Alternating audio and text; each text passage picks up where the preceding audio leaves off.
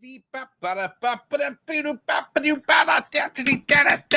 welcome to the show, everybody. My name is Mark Farzy. This is the Farzy Show, presented by Destination Retirement, DestinationRetirement.com, and all my friends over there at Steven Singer and Steven Singer Jewelers.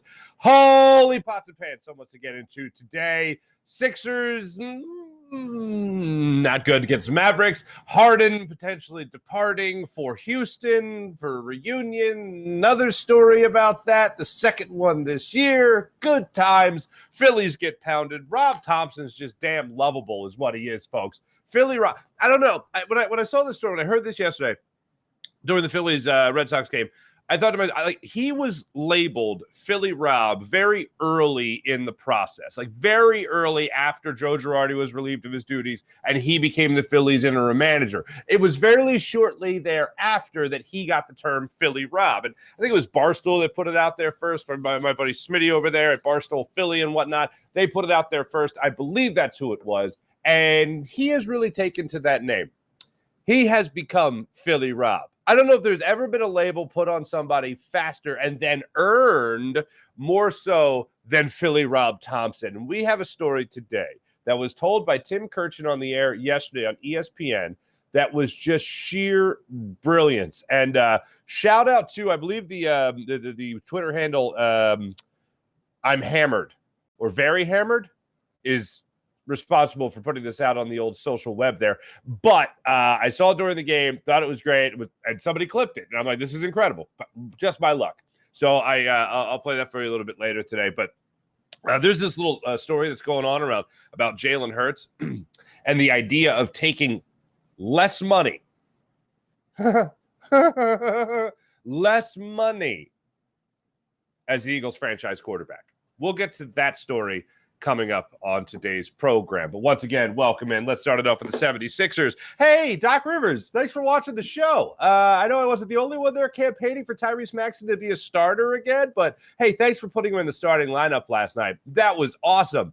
Little bit of a tough draw in Kyrie Irving, but I think the most Doc Rivers thing ever is, oh, here's a young guy that everyone wants to start. Let me just throw him out there against Kyrie Irving and see how he does. And it was not very good, especially in the early goings of it. It wasn't until Tyrese Maxey was leading the bench unit at the end of the third quarter and beginning of the fourth quarter that you really started to see him pay dividends as just a basketball player. Because at that point, who cares if you're a starter? You're down 20-some points. Who cares if you're a starter? Hey, go lead the charge, young buck. And guess what he did? He led that charge. The Sixers started that fourth quarter against the Dallas Mavericks with a 15-0 run with about 9 minutes, 9:30 remaining in that fourth quarter. Tyrese Maxey drove the lane, had a ball bounce off the rim, touch the top of the backboard, and then fall through the hoop, and the Sixers pulled within 4 points in that game. They were pulled within 4 points in that game. And it's all because the bench and Tyrese Maxey were getting it done in the end of that third quarter and the start of that fourth quarter. And the Sixers still, defensively, couldn't find a way to stop the combo of Kyrie Irving and Luka Doncic. It was, like, very rarely do I ever look at another team and just go, damn. Usually I get all caught up in my emotions and I'm just like, I hate them, I suck, whatever it might be. But watching those two play last night, it was to get away from the Sixers for a second, because this is what they were up against. They were up against the first pair ever in Dallas Mavericks history to combine for 40 points, to score 40 points each. And as a franchise, as a team, they set a record with 25 three-pointers in the game. That's pretty good. You're not going to beat that most nights. But watching them come down the court consistently, and it was either Kyrie Irving's turn to bring up the ball or it was Luka's turn to bring up the ball. But each time, no matter who it was successful. The Sixers had no chance of stopping what the Dallas Mavericks were throwing at them last night. And it was awful to watch. And for the people that want to say you can't have Maxey start because of defensive liability, and that's the whole reason DeAnthony Melton is getting the starts that he has been getting this year, it's because of defense. I understand what you're saying. But in the NBA, rarely does that actually matter.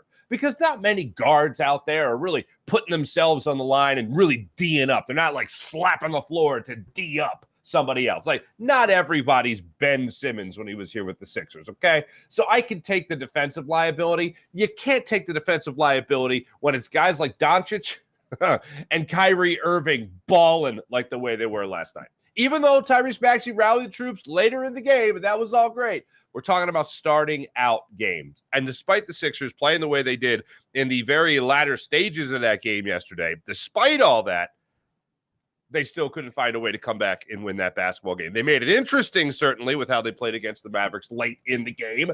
But when it comes to everything else, they just weren't ready for that one. And I don't even want to hear the excuse about the back-to-back game. I understand that. You're talking about going up against a team like the Mavericks after you take on a team like the Heat and you roll them. Joel Embiid didn't play in that game. He got the night off. He came out last night. He got you 35 points, which was great. But the way that game played out, you weren't going to do much with your big man. That was a guard-dominant game last night. I would have loved to have seen Joel Embiid be able to slow down and take over the game and all that, but there's no taking. He scored 35 points, and your best player can't take over a game when your perimeter defense is non-existent. That was the reason the Sixers lost that game. If I had to put it number one thing, Mavs were hot, two great players playing great, and your perimeter defense has always been suspect. That's not a good matchup. And that was my concern going into that game. Oh, Sixers hit a bit of a stride here. They beat the Heat without Joel Embiid. They're going to beat the Mavericks, even though it's back-to-back. JoJo got night off. That's a nice thought. I did not bet I didn't bet the Mavericks either, but I did not touch the game as far as wins, loss, money line, plus I didn't know. I did not go who was the favorite, who was the underdog. I did not touch that. I did not know who was going to win this game last night. I did not have a good feeling as who was going to win that game last night. Sixers went in, I believe it was -3. 3-point favorites. I didn't want to touch that one. But watching that game unfold the way it did and watching the Sixers start the game the way they did was absolutely awful. And the fact that their bench came in, led again by Tyrese Maxey, they went from being down 25 points at one point in that game to only being down 4. That's a fight. No moral victories, not saying that. It was just something that was nice to see. It was something nice where you were rewarded at least for not turning the TV off. And I know a lot of people turned that TV off. Maxey ended up last night, by the way. Embiid led the team with 35 points. Maxey came up with 29 points as a starter playing 35 minutes for the Sixers. As for the Mavericks last night, good God. 25 of 48 from beyond the arc. That's 52% for those scoring at home. Sixers shot 44% from beyond the arc, but of course took the L. Still scored 126 points. Offense, not your problem. Allowing 133 points was the problem. Sixers lose 133 to 126. It was a rough one, but I can't say it enough. The most Doc Rivers thing ever is finally starting Tyrese Maxey again, or really any young player, finally starting him again and having him start against Kyrie Irving. Oh, you want to get back in the starting lineup? Okay, here's your chance. Go stop Kyrie. Kyrie teed off. It really is two different teams on the court at the same time with Kyrie and Luka. That's what I noticed last night about the Mavs. Just only catching highlights of their games, watching them play with this new combo, it's really who brings the ball up, they make a play. It's like a one-pass offense. It's either Kyrie drives, rarely dishes, drives, gets fouled, go to the line, drives, gets the 2 points, knocks down a 3, whatever it was. His assist total was only 6 last night. He'd been averaged a little bit more than that as a Maverick. But watching those two guys run that offense, it's like two different factions. You got to stop two different teams essentially on the court at the same time when you're trying to stop the Mavericks with Kyrie and Luka. It's very interesting. But watching the Sixers last night, they just did not. You could try and blame the back-to-back, but I'm done with that, especially if it's a night where Joel Embiid is having a night off because of foot soreness, load management, whatever you want to call it. I wanted to see a little bit more from the Sixers overall in a defensive effort last night, despite how well the Mavericks played. I know a lot of people will just say, "Oh, they made their shots. What are you going to do?" Well, play better defense. That's their idea. Play better defense. Try that on for size. So we'll see where the Sixers go after this. But I really don't want to get into the whole process angle of it. But in the literal sense, where the Sixers go from here is tomorrow night, 8:30. They're going to take on Giannis Antetokounmpo and the Bucks, the Milwaukee Bucks. That's where they go in the literal sense, in the immediate sense. In the future, I don't know if you guys saw this story or not, but for those watching the show, The Athletic put this story out the other day, and since it's picked up as the news surrounding James Harden in this story has really picked up. The Athletic is reporting that a return is brewing, a reunion is brewing for James Harden and the Houston Rockets. Now, this isn't anything that it should be breaking news to people. There was a story about this a couple of months ago about how his relationship with Joel Embiid and Doc Rivers is, quote, a work in progress. And I believe that was Woj that put that out there. And then James Harden, after a game that same day, said, I don't know where that report came from. I'm happy here and all that sort. He's not making top dollar here in Philadelphia. He's got a player option after this season. We have discussed already on this show, as many people have discussed, that this could very well be the end of the 76ers being at all a contender for a conference finals, for a championship. This could be the end. Where do they go after James Harden? Do they expect Tyrese Maxey to take that major step forward from a guy that's, I think, an all-star caliber talent to being an all-star? Do you expect him to slide into that guard role just as well as James Harden has played with a 20-point, 10-assist type of night every single night? What are you expecting after this? Because if the Sixers don't make it out of the second round, which most of you and I believe is what's going to happen, they don't make it out of the second round, I think you could light a match to this version of the process. And that is a hurtful thing to think about. And not to go into the deep history lesson of a process, well, the process, we all know what happened. But we committed, most of us committed 3 years, saying, all right, you know what, at least 3 years. I remember doing a poll and asking people about how long you're willing to give us. The night the draft, the Sixers traded Drew Holiday to start the process, okay? The night that started, the night that happened, I remember putting out a poll and saying, how many years are you going to give this? Because we all knew it was going to happen. How many years are you going to give this? How many years are you going to give tanking in order to have a team that actually becomes a contender?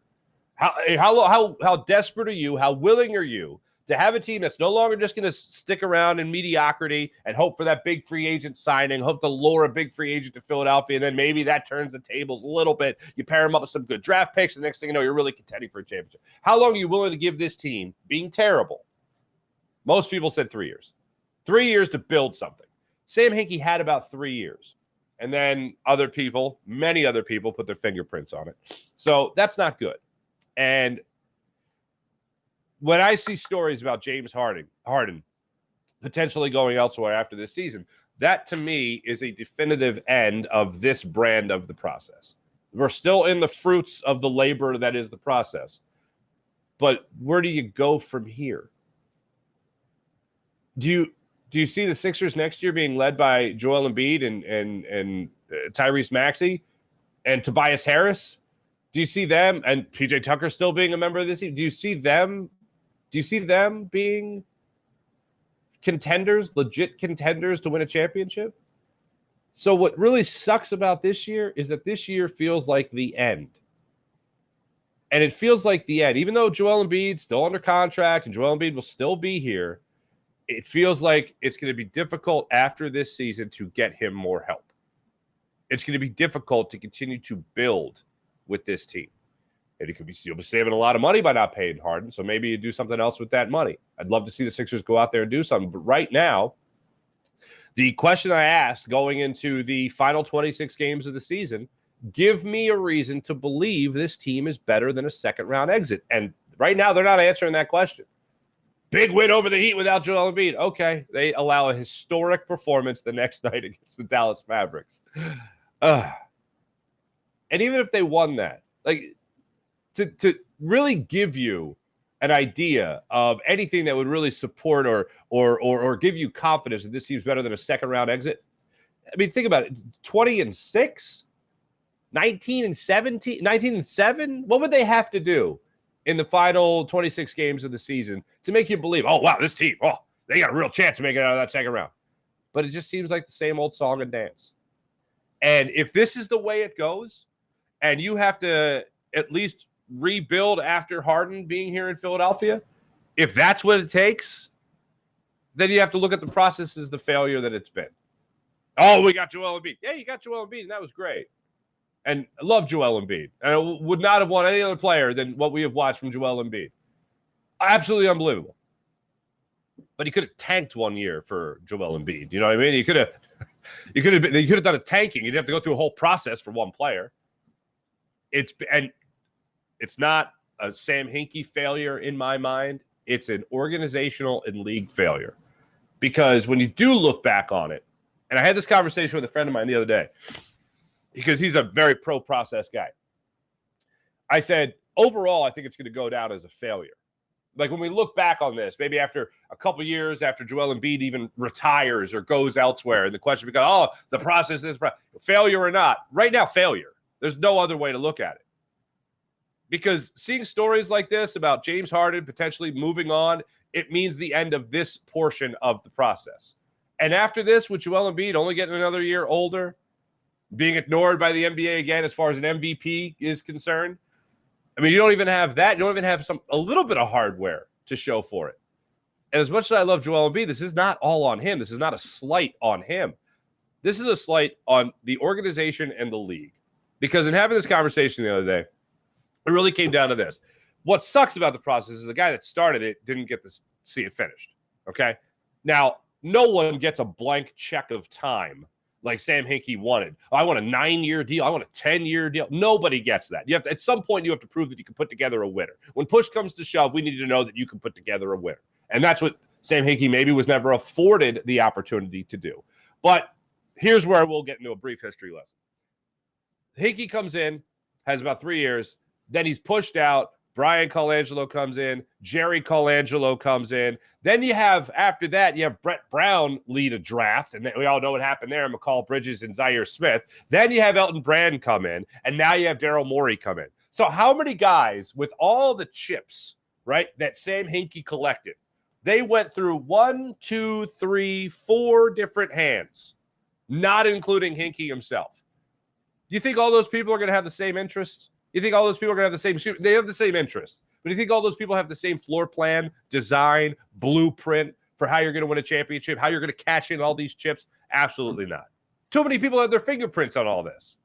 So I know it's fatalistic, and I know the Sixers still have 20-some games left in this regular season. But I think we all know the end of this story, which is why it feels like more so than any other season with the Sixers in times where you felt like you had a chance, because you weren't sure what this core was going to give you. More than any other time, I feel like fans are watching this season. They're just going, yeah, we know how it ends. I'll watch because I'm a basketball fan. I'm a Sixers fan. I love Joel Embiid, love watching him play, love seeing the development of Tyrese Maxey. And, you know, it's only spring training right now. It's not baseball season yet. Like, I feel like everyone is watching this under the same mindset of, yeah, we know the ending of this. Let's ride it out. Maybe I'm wrong. I don't just mean me, myself, and I mean all of us. Maybe we're wrong. Maybe this will be a team that makes it to a conference finals. I have to get lucky in the playoffs. Have to get real lucky in the playoffs. Oh, and also it would help to improve on some perimeter defense. That would also be a fun thing to see. Let's see if that happens. But that's where I'm at right now with the 76ers, unfortunately. It's not a happy place. I wish it was happier, but it's not. That's where we are. Is that too doom and gloom for people? Because that's just my God's honest opinion on where we're at right now with this basketball team. It sucks.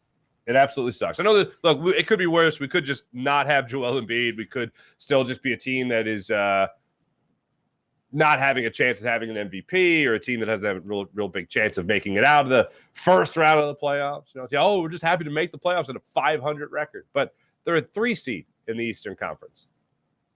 You should be more optimistic about a 3 seed.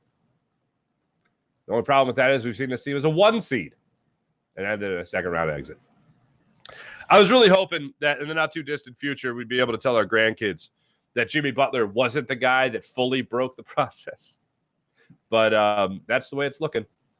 If you kept Jimmy Butler and you move on from Ben Simmons, yes, it would have been outrage at the time, but I'd feel a lot better about Jimmy Butler and Joel Embiid. I would, than James Harden and Joel Embiid. And what we have seen recently. Disappointing. Very disappointing. And I was a supporter. I was a supporter of the process. I promise you that. I promise you that. And somebody else was not. Little Tits makes a bit of a cameo. So that's where I'm at with the Sixers. They're back at it, though, tomorrow night against the Bucks. 8:30 start time, so another late Saturday night primetime game as the Sixers continue the hardest schedule in the NBA post-All-Star break. So that is exciting. That's fun. That's entertaining. Let's all bask in that for just a second. Let's flip it to baseball. Now, you might say, doom and gloom show, Mark, what's going on here? 15-3, the Phillies lost yesterday in spring training. 15-3. That's not good, but it's spring training, and I don't care about the score. Phillies went out there with Bailey Falter. He went 1 1/3, 3 hits, 1 earned run, 1 walk, struck out 2. Not a lot to brag about when it came to what the Phillies were putting on the field yesterday. Roger Clemens' kid went out there yesterday. Cody Clemens hit a home run for the Phils, so that's nice to see. All that's great. But here's what's not great. Here's what's very unfortunate.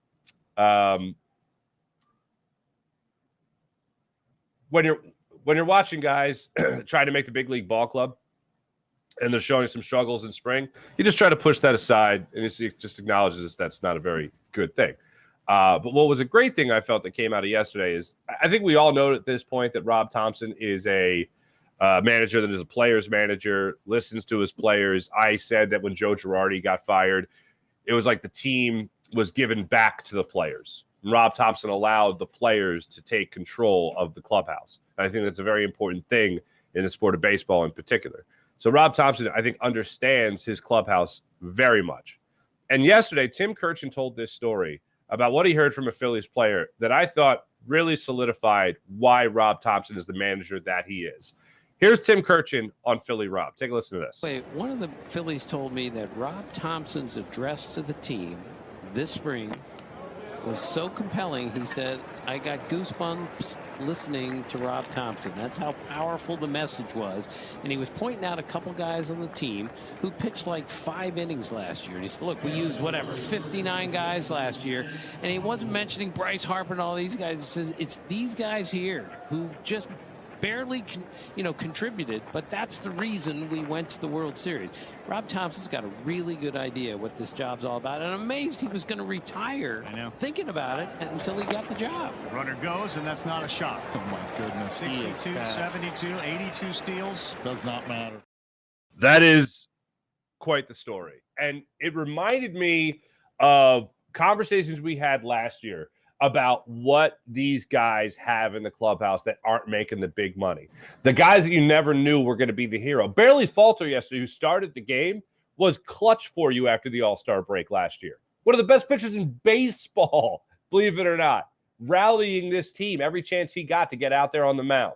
You look at a guy like Garrett Stubbs that had a walk-off home run to help the Marlins get off your back, finally, with not being able to beat that team. So many different players throughout last year, the glue guys, if you will, the chemistry guys, the right place, right time guys.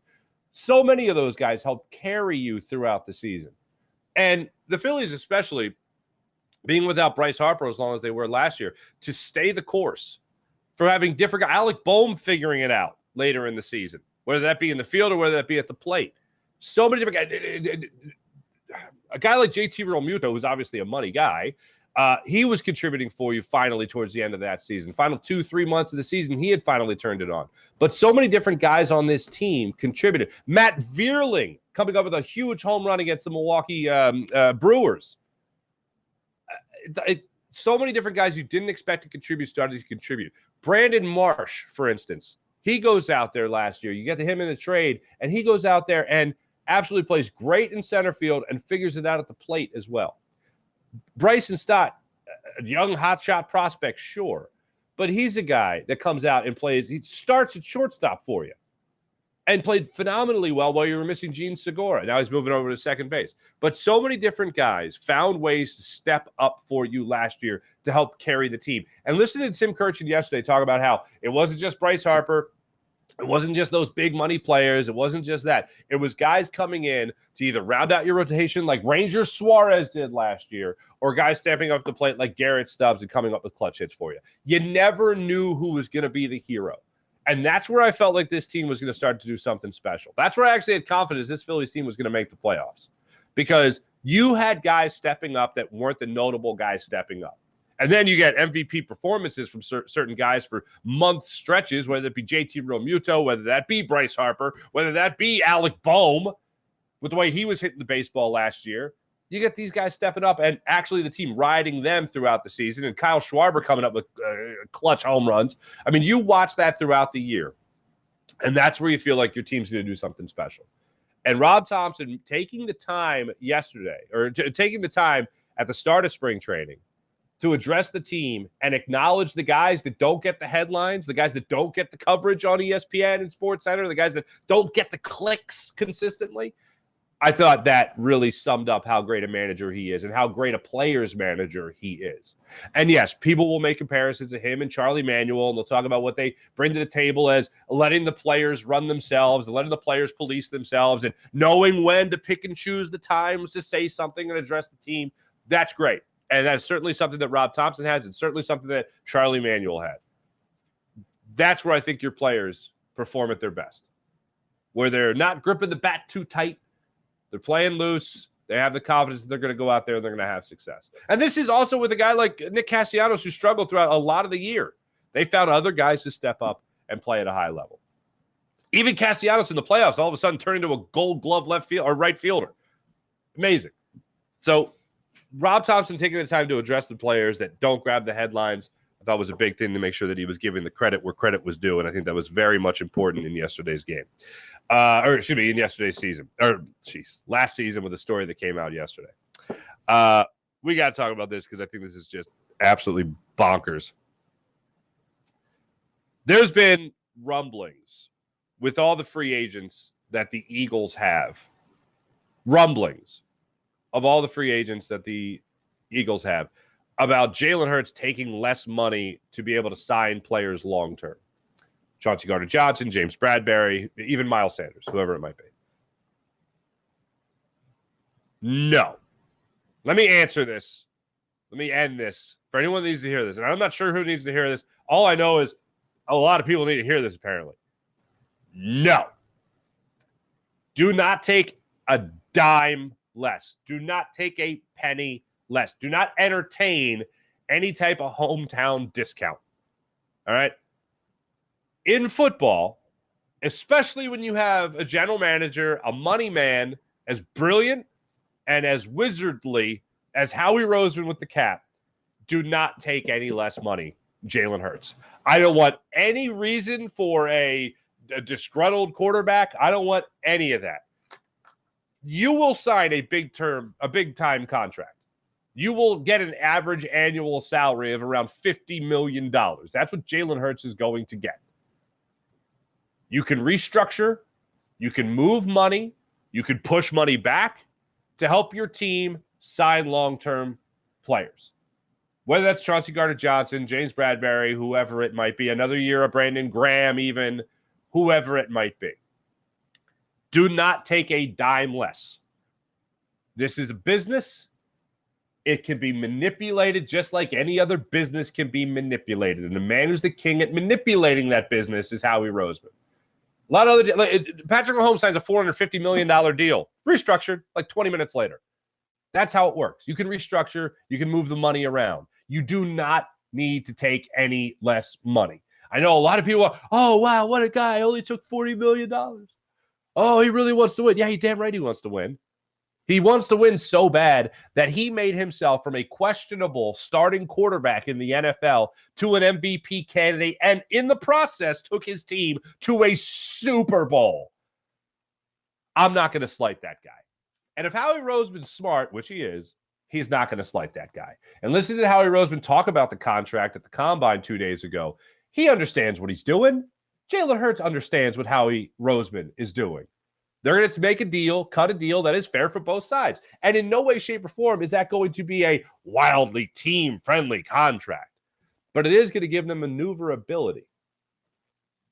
And with Howie running the ship, I have every bit of confidence that he's going to figure out a way to pay his quarterback and pay other players to help keep this team competitive. And I also wouldn't put it past Jalen Hurts to not necessarily take a hometown discount, but I would have put it past Jalen Hurts for as much as he wants to win to allow that flexibility in the cap. Here's where the Eagles win on this. And here's where you, the fan, win on this. And here's why you can have a lot of confidence that the Eagles are going to sustain success. Both parties are really good at what they do. Jalen Hurts playing quarterback, Howie Roseman, and the cap. Both parties really want to win. That is the biggest feather in the cap of Jalen Hurts in all this. Because he's not going to take less money. He's going to take a lot of guaranteed money. But he's going to allow other money to be manipulated by Howie Roseman to better the team. Because that's where I think Eagles fans, that's the conversations I think people are leaving out of this. They're forgetting how much Jalen Hurts wants to win. It's not just about cashing the check. He's going to cash that check. He's going to be one of the highest paid, if not the highest paid quarterback in the NFL. That he's going to flirt with that title. But it's not just about that. It's about the idea of how much this guy wants to win. It's not Russell Wilson, hanging on there in Denver, hoping he gets a better head coach, and now he does, and all that stuff. It's not a fish and a wish type of situation here where you're getting that last big contract. This is a guy starting his NFL career. This is a 24-year-old guy starting his NFL career. He wants to win. That's why he was out there practicing the way he was practicing. That's why he attacked this last offseason the way he attacked it, because he wants to win. You think that's going to change it all when it comes to cap maneuverability? That's not going to change even a little bit. He's still going to get paid. You could do both. That's the thing people are missing. You can do both. It's up to the player and the organization to figure out a way to do it. I got confidence in the guy that wants to win as bad as Jalen Hurts to be able to do that. I got confidence in a money man like Howie Roseman to be able to find that loophole. And it's not that big of a loophole. It's just the business in order to do both. And that's where I feel like people are missing. I feel like people are missing that fastball over the middle of the plate. That both parties really want to win and both parties are really good at what they do. That's true for both Howie Roseman and Jeffrey Lurie, by the way, and also very true for Jalen Hurts. All three of those factors, I think, will end in giving Jalen Hurts exactly what he has earned, and rightfully so, fully supported here, and also giving the Eagles the optionality to spend money on big names that they want to keep in an Eagles jersey. Whether that be the still production and nostalgia of Brandon Graham all in one, whether that be the production of James Bradbury, or whether that be the amazing improvement throughout a season of a guy that never played safety at the NFL level in Chauncey Gardner-Johnson. And then going out there and adding other free agents as well. And having 2 first-round picks also helps this process as well. So I know there's talk, there's conversation about people, Jalen Hurts needs to take less money. No. This isn't on Jalen. Jalen, go get what you deserve. But work with Howie on how you're going to get what you deserve. It's not the what in this that's important. It's the how. The what is, what's he going to get paid? A lot. Like I said, you're going to be looking at, I think, $47 to $50 million is what he's going to get paid. Average annual salary. That's the what. That's what he's going to get. How he's going to get it, well, that's up to Howie himself. I have every bit of confidence that they're going to get a huge, fat contract done that is not going to cripple this team. I mean, look at the deal they made with Carson Wentz. They moved on from that pretty fast. They won't have to move on it pretty fast when it comes to a guy like Jalen Hurts. So I feel like we're in a very lucky situation as people that really want this team to do well, where I think you have 2 people that are willing to work together and keep that common goal in mind of not just making money and not just money, but winning. And that's where I think we're lucking out here as Eagles fans. I mentioned Carson Wentz. I got to get to it. By the way, I know I gave these numbers to you guys before, but notable contracts that have been signed over the last 2 seasons. Russell Wilson, the first name I mentioned, that was a 5-year, $49 million. That's average average annual salary. Kyler Murray, 5 years, $46 million.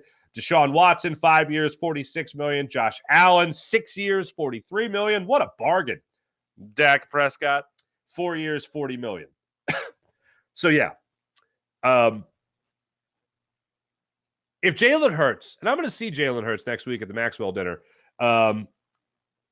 If Jalen Hurts takes a Dak Prescott deal, I'm actually pissed because there's no way that ends well. There's cap flexibility. It's Howie. He's got this. But yeah, it ain't going to be a team-friendly deal like that. Know what I'm saying? Aaron Rodgers does lead the pack at $50 million, 0.2 average annual salary. So, yeah, I think Jalen Hurts is going to get closer to that number. Not for nothing. Let me tell you about the great people at Steven Singer. Steven Singer Jewelers, the other corner of 8th and Walnut, right there on Jewelers Row. For over 40 years, Steven has been in the love business in Philadelphia, helping people get engaged and fall in love. Steven Singer Jewelers, one place, one price, the perfect price, online at IHateStevenSinger.com. That's IHateStevenSinger.com. When you walk into Steven Singer, other jewelers like to mark things way up just to mark them down a couple of bucks, make it feel like you want something because you're such a great negotiator.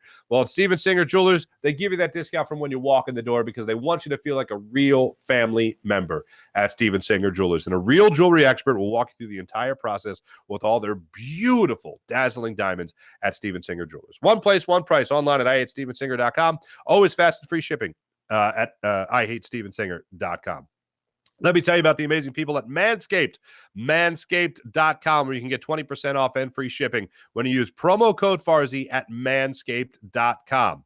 Join 4 million men worldwide who trust Manscaped and their skin-safe technology that helps you manscape with confidence and comfort. That helps prevent the risk of nicks while you're manscaping. You'll enjoy their Platinum Package 4.0. It's absolutely incredible. It includes a Lawnmower 4.0 trimmer and Weed Whacker ear and nose hair trimmer. And yes, they too come with skin-safe technology. So trust Manscaped. Manscaped.com. Promo code Farzy for 20% off and free shipping. How about Freestone Farm CBD? FreestoneFarmCBD.com. Enjoy Freestone Farm CBD. If you like CBD, if you use CBD, if you want to try a different CBD, try Freestone Farm CBD at FreestoneFarmCBD.com. You'll enjoy the tropical tasting Bayox that clocks into their chart topping 24.1%. And how about that super CBD, which is half Hindu, Kush, and 21%. Genetics of these guys are off the charts. So try Freestone Farm CBD, FreestoneFarmCBD.com.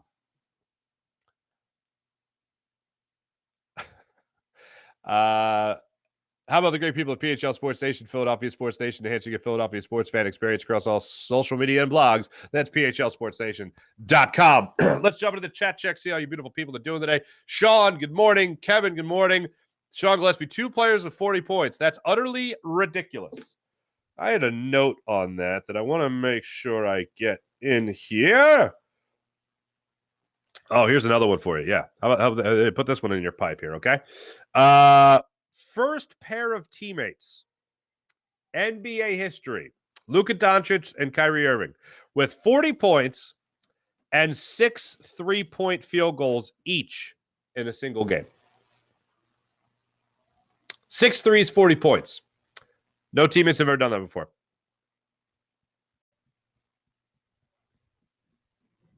Okay.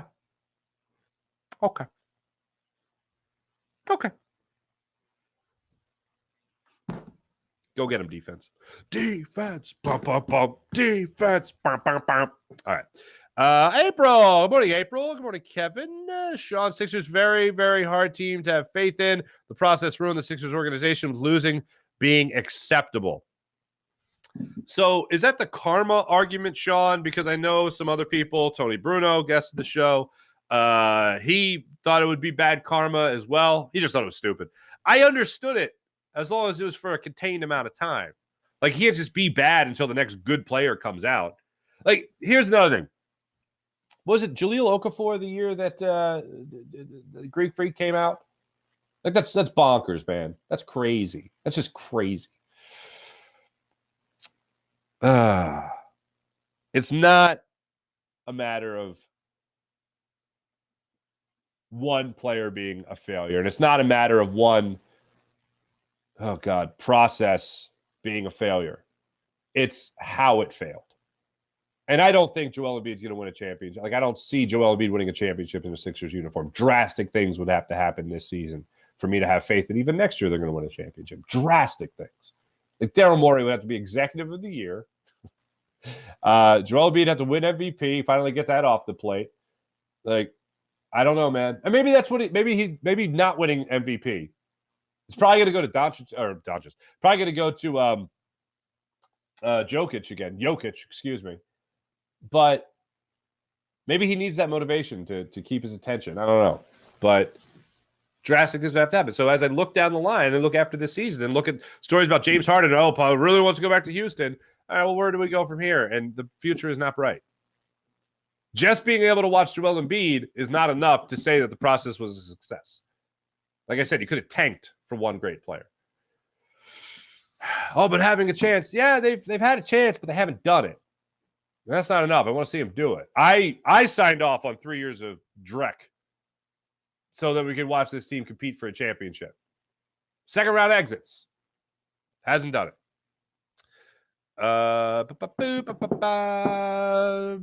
Passed through so many people.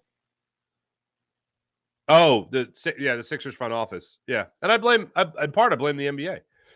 I also blame in part Josh Harris too, as the owner of the Sixers. Like, you want to tell me what to do with my franchise? I'm sorry. Then I buy them. Okay, good talk. See you later. Happy Friday, Mark. Good folks. What's up, Fuji? Harden walk.